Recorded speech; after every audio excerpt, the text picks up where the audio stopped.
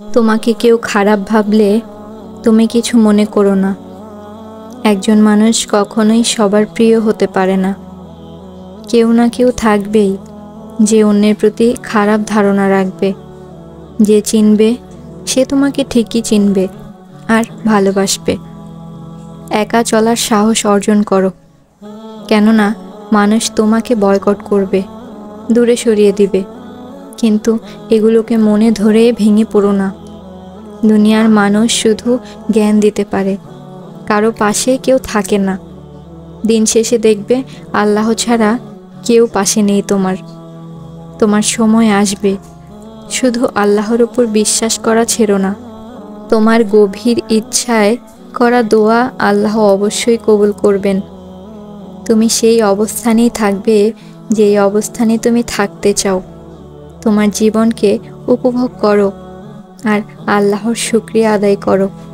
তিনি তোমার সকল কথা শুনছেন এবং দেখছেন, আর এটাই যথেষ্ট। তোমার জন্য যা ঠিক করে রাখা হয়েছে তা আসবে সঠিক সময়ে। সেটুক সময় পর্যন্ত অপেক্ষা করো। কেন আল্লাহ তোমাকে এতদিন অপেক্ষা করাচ্ছেন জানো? কারণ তিনি তোমার ধৈর্যের পরীক্ষা করতে চান এবং তোমাকে এমন নিয়ামত দিবেন যা তোমার কল্পনার বাহিরে ছিল।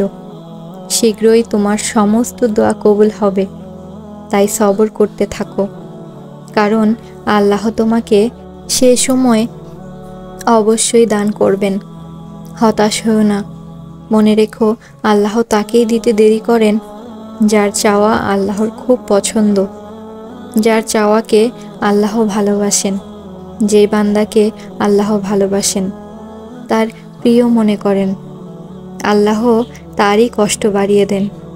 যখনই তোমার কষ্টের পরিমাণ অনেক বেশি বেড়ে যাবে, বুঝে নিও তোমার নিয়ামত আল্লাহ তোমাকে শীঘ্রই দান করবেন। হে আল্লাহ, আমি চেষ্টা করতে করতে খুব ক্লান্ত হয়ে গেছি।